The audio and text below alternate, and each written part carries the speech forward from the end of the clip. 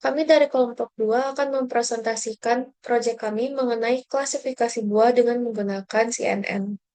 Perkenalkan, nama saya Maria Gracia dengan NIM akhir 094, dengan teman-teman saya, Maura dengan NIM akhir 044, dan Margareta Nayang dengan NIM akhir 050. Di sini saya akan menjelaskan overview apa saja yang akan kami presentasikan. Yang pertama adalah latar belakang, tujuan dan manfaat penelitian, dataset, metode penelitian, preprocessing data, eksperimen 6 skenario, hasil dan analisis, serta kesimpulan.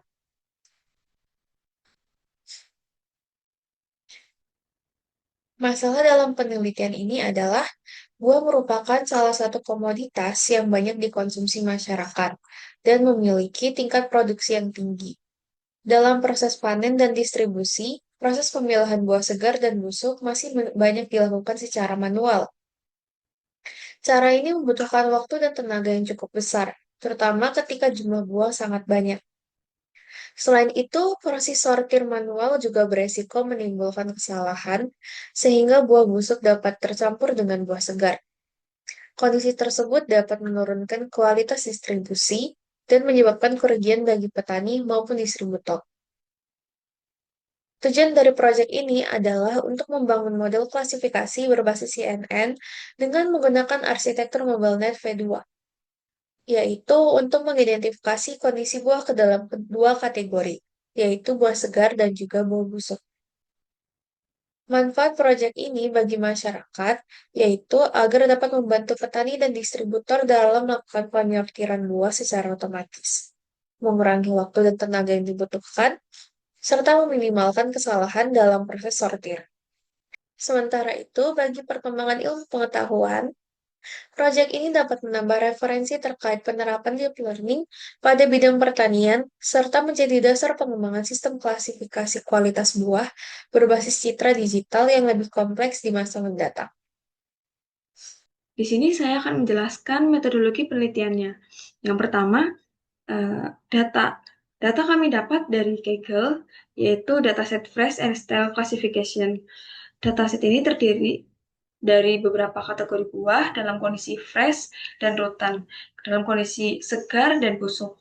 Nah, jenis buah yang kami gunakan adalah apel dan pisang saja.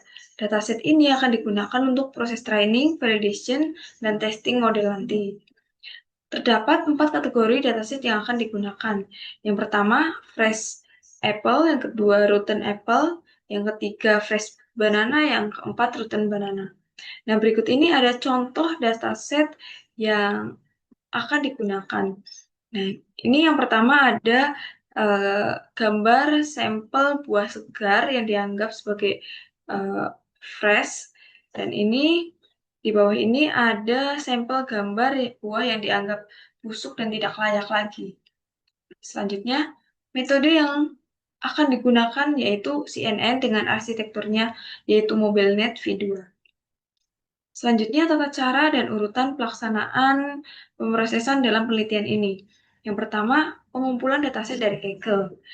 Kedua, preprocessing data untuk membersihkan background dan argumentasi pada gambar.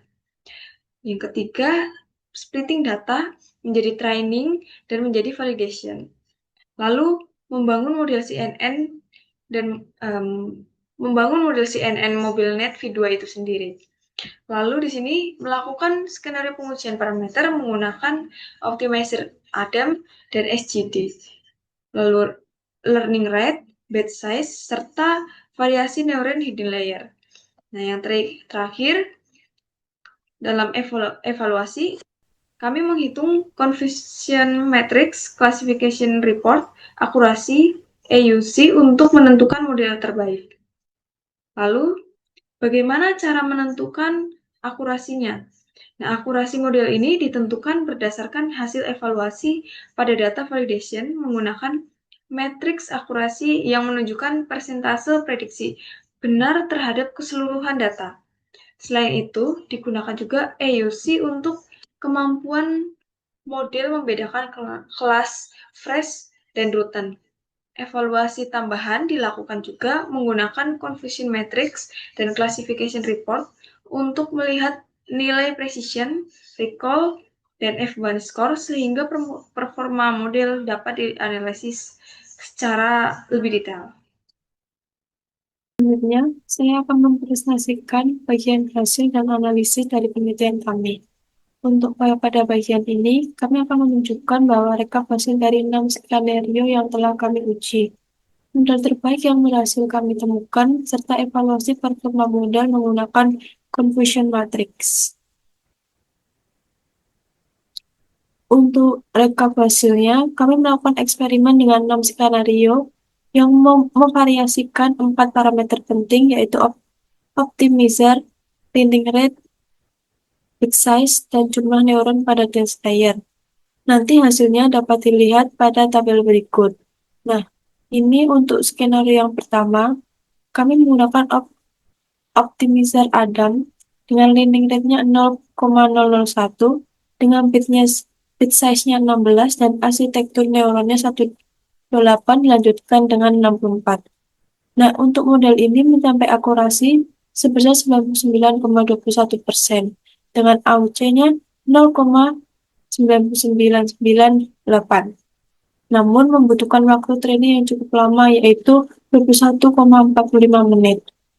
Nah, untuk training keduanya, untuk skenario keduanya, itu kami menurunkan learning rate-nya menjadi 0,001 dan memperbesar bit size-nya menjadi 32.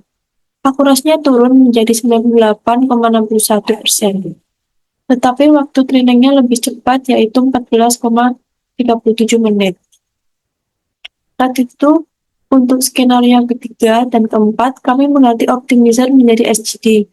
Pada learning rate 0,001, akurasinya mencapai 98,70%.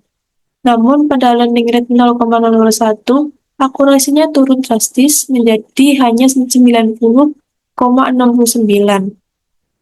Dan ini menunjukkan bahwa SGD sangat sensitif terhadap learning rate yang terlalu kecil. Untuk skenario kelimanya, kami memperbesar jumlah neuron menjadi 256, dilanjutkan dengan 128, dan memperoleh akurasi 99,607%. Untuk skenario terakhir, itu kami justru memperkecil jumlah neuron menjadi 64, dan dilanjutkan dengan 32.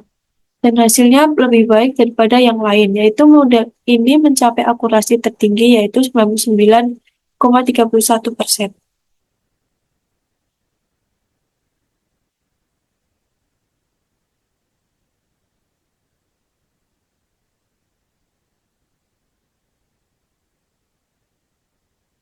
Nah, berdasarkan hasil tersebut, skenario terbaik adalah skenario ke-6 dengan konfigurasi optimizer Adam, learning rate-nya dari 0,01 dan bit size-nya 16. Dan arsitektur dense layer-nya 64, lanjutkan 32 neuron. Nah, model final yang kami latih ulang dengan konfigurasi terbaik ini menghasilkan akurasi validasi sebesar 99,21%. Dan yang lebih penting lagi, ini kami menguji dengan data testing yang belum pernah dilihat model sebelumnya. Ini menghasilkan akurasi mencapai 99% ke atas. Ini membuktikan bahwa model kami memiliki kemampuan generalisasi yang sangat baik dan tidak mengalami overfitting.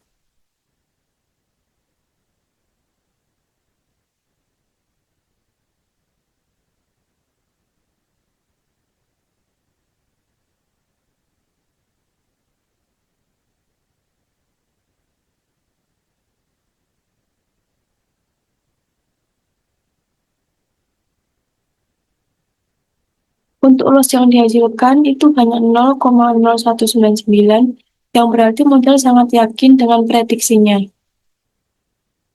Untuk penilaian yang kerja model secara keseluruhan, akurasi yang di atas 99% itu menunjukkan model yang sangat optimal. AUC yang mendekati 1 menunjukkan kemampuan model dalam membedakan kelas fresh dan rotten sangat baik. Dan confusion matrixnya yang akan saya jelaskan sebentar, yang di bawah ini menunjukkan kesalahan klasifikasi yang minimal.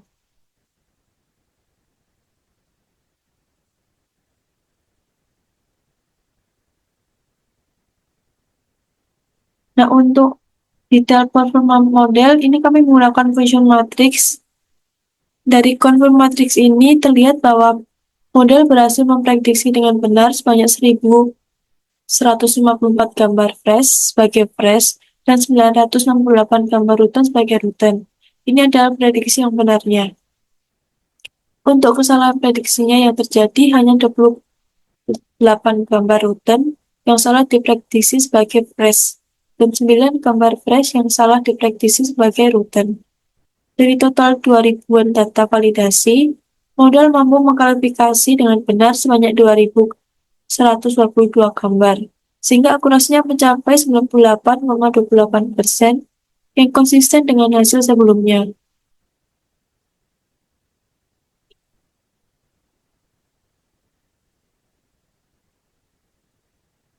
Kami juga menghitung precision dan recall-nya.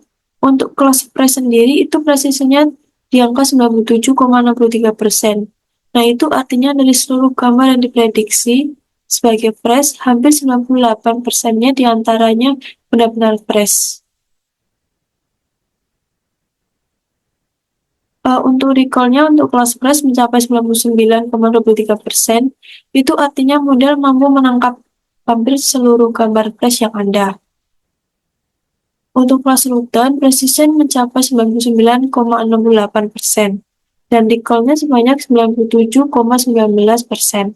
Nilai yang tertinggi dan seimbang pada kedua kelas ini menunjukkan bahwa model tidak bias terhadap salah satu kelas saja. Untuk secara keseluruhan, ini tingkat kesalahan klasifikasi hanya sekitar 1,72%. Dan ini membuktikan bahwa model yang telah kami lakukan itu telah belajar dengan sangat baik untuk membedakan ciri-ciri buah segar dan buah busuk.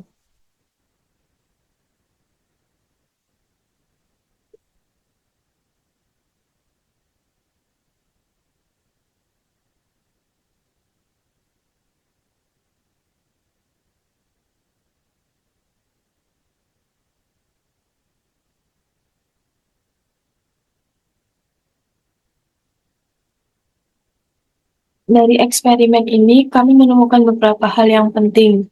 Yang pertama itu optimizer Agdam itu terbukti lebih cocok untuk total set klasifikasi buah ini dibandingkan SGD, karena Anda mampu mengadaptasi learning rate secara otomatis.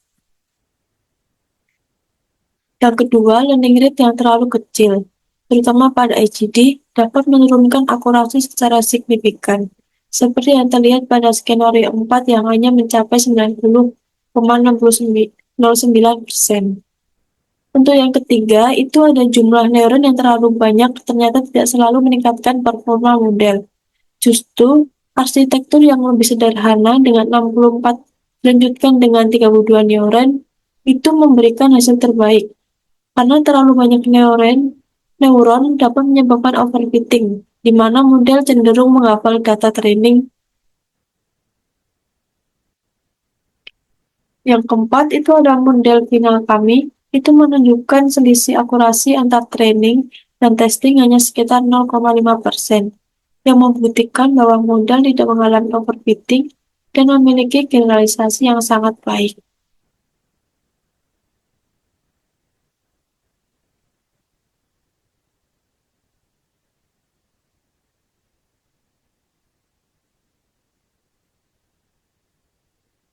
Dengan akurasi di atas sekitar 99%, Auza mendekati sempurna dan tingkat kesalahan yang sangat kecil.